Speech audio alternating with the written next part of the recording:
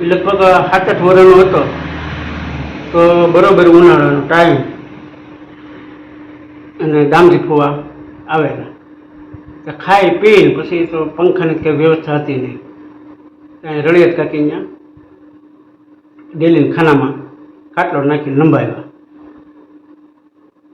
તો એ સમયે કોઈને પાસે પૈસા તો કંઈ હતું નહીં.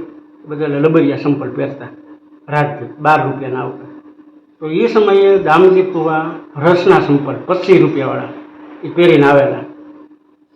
અને બરોબર બપોર વિશે ઓલો ભંગારવાળો આવ્યો કે રસના સંપલ લોઢા પતરાનો ભંગાર હોય તો લાવો, ભંગારની ભારોભાર ખારેક. આ ધમલાએ ઓલા રસના સંપલ હતા ને પધરાઈ દીધા ભંગારવાળાને, ખારેક ખાઈ. દામજી ફુવા ઉઠીને સંપલા ગોતે કે સંપલા ક્યાં ગયા. એટલે એક વ્યક્તિને ખબર પડી ગઈ પણ એ તો કહે નહીં ને પાછા.